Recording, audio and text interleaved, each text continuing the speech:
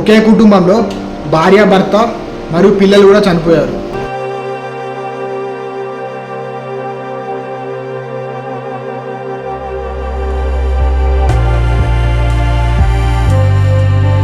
Hello guys everyone, this is Premchand icon. So ఈరోజు video ఏంటిదో already తమ్మునేలా చూసుంటారు. ఇది ఒకటి ఏంటంటే చాలా బాధాకరమైన విషయం. ఈ సంఘటన వింటే మన కంట్లో కన్నీరు ఆగదు, మనకి ఎంతో బాధ అనిపిస్తుంటుంది. ఎందుకంటే ఈ యాక్సిడెంట్లో కొంతమంది కుటుంబాల ప్రాణాలు పోయినాయి. ఒక మనిషి ప్రాణం పోవడంటే చాలా బాధాకరమే కదా. సో కాబట్టి అసలు ఇది ఎక్కడ జరిగిందని చెప్పి చూసుకున్నట్టయితే హైదరాబాద్ నుంచి బెంగళూరుకి వస్తున్న బస్సు సో అనుకోకుండా కర్నూలు అనే విలేజ్లో ఫైర్ యాక్సిడెంట్ వల్ల కొంతమంది ప్రాణాలు పోయినాయి. సో అది ఎట్లా అని చెప్పేసి చూసుకున్నట్టయితే ఫస్ట్ ఆఫ్ ఆల్ ఏదైతే డ్రైవర్ ఉంటుంది ముందట, ఆ డ్రైవర్ దగ్గర ఫైర్ అనేది స్టార్ట్ అయిందట.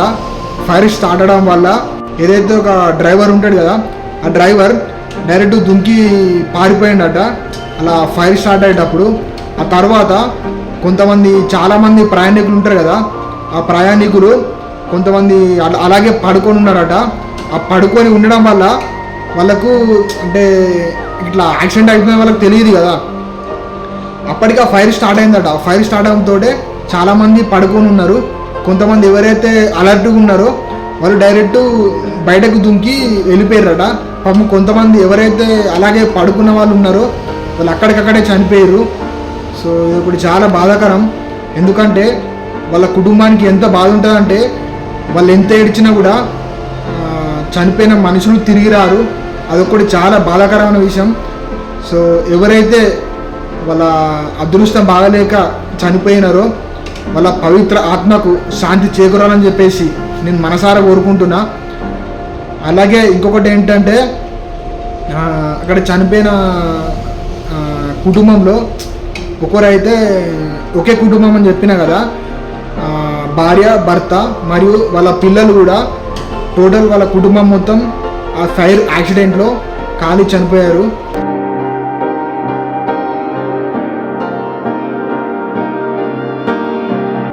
సో ఇది చాలా బాధాకరం. ఎందుకంటే ఒక మనిషి ఇటువంటి బస్సు ప్రయాణిస్తున్నప్పుడు మనం ఇంటికి వచ్చేదాకా ఏ క్షణం ఏం జరుగుతుందో తెలియదు. కాబట్టి దీని ద్వారా ఇంకొకటి ఏం చెప్తా అంటే మనం రోడ్డు పైన కూడా కొంచెం ప్రయాణం అనేది చాలా జాగ్రత్తగా చేయాలి. ఏ టైంలో ఏం జరుగుతుందో కూడా తెలియదు. ఇప్పుడు చూడండి, వాళ్ళ ఏకంగా మనిషి ప్రాణాలు పోయినాయి. సో కాబట్టి బ్రదర్, మనం ప్రయాణిస్తున్నప్పుడు మన ఇంటికి మన పర్సన్స్ తిరిగి వచ్చేదాకా కూడా మనకు టెన్షన్ ఉంటుంది, ఎప్పుడు ఏ టైం జరుగుతుందో కూడా.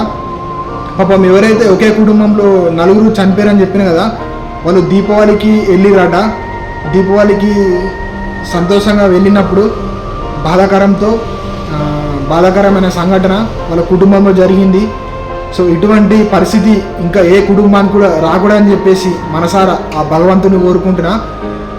మీరు కూడా ఎవరైతే వీళ్ళు చనిపోయిన కుటుంబం ఉంటుందో వీళ్ళకు కూడా ఆత్మశాంతి చేకూరాలని చెప్పేసి మీరు కూడా కోరుకోండి. సో ఇది వాళ్ళ వీడియో. అంటే ఇది చాలా బాధాకరమైనది. ఇది జరిగింది ఎక్కడ అంటే కర్నూలులో జరిగింది. ఇంకొకటి ఏంటంటే ఒక పర్సన్ చెప్పినారు, అక్కడ అట్లా ఫైర్ యాక్సిడెంట్ జరుగుతున్నప్పుడు చాలామంది ముందుకు రాలేరట. అంటే ఎక్కువ మంది ఇట్లా వీడియోలు, ఫోటోలు తీసిరట, కానీ ఎవరైతే హెల్ప్ చేయడానికి రాలేరట. సో ఇది ఒకటి బాధ్యత గుర్తుపెట్టుకోండి బ్రదర్. మనకు ఇటువంటి ఒకటి జరిగినప్పుడు ఫస్ట్ మనం చేయాల్సింది ఫోటోలు, వీడియోలు కాదు, మనకు మనిషి ప్రాణం ముఖ్యం. అంటే ఇప్పుడు సోషల్ మీడియా కూడా చాలా అలా తయారైపోయింది. ఏదైనా యాక్సిడెంట్ అయినా లేకపోతే మనిషికి ఆపద జరిగితే ఫస్ట్ ఫోటోలు, వీడియోలు తీస్తుర్రు. మీ లైక్ల కోసం, వ్యూస్ కోసం మనిషి ప్రాణాలతో ఆడుకోకండి.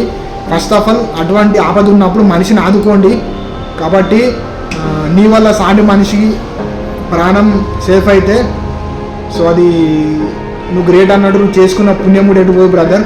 కాబట్టి ఎప్పుడన్నా ఇటువంటి యాక్సిడెంట్లు జరిగినప్పుడు, మనిషి ప్రమాదంలో ఉన్నప్పుడు ఫోటోలు, వీడియోలు తీయకండి. ఫస్ట్ ఆఫ్ ఆల్ ఏదైతే అక్కడ మనిషి ఉంటాడో అతను సేఫ్గా ఉండేటట్టుగా చూడండి, ఓకేనా.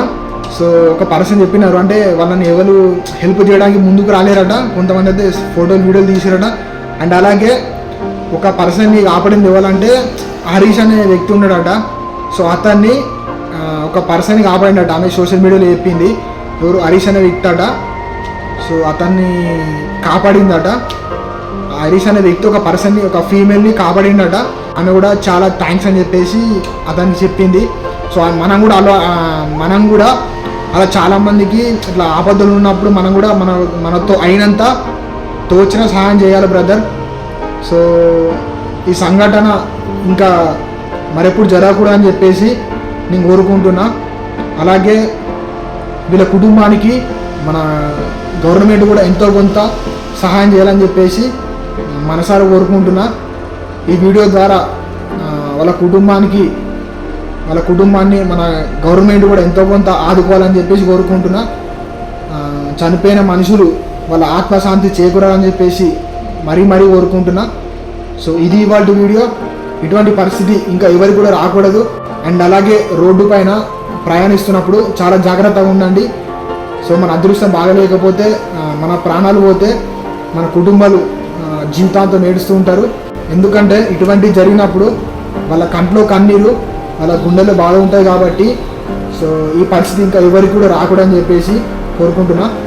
సో ఓకే, మరి ఇది ఇవాళ వీడియో. సో ఇలాంటి మంచి మోటివేషన్ వీడియోస్ కోసం నా ఛానల్ సబ్స్క్రైబ్ చేసుకోండి. నా దానిలో ఎప్పుడు మోటివేషన్ వీడియోస్ చేస్తూ ఉంటా. సో ఓకే, మళ్ళీ కొత్త కంటెంట్తో ముందుకు వస్తా. Thanks for watching.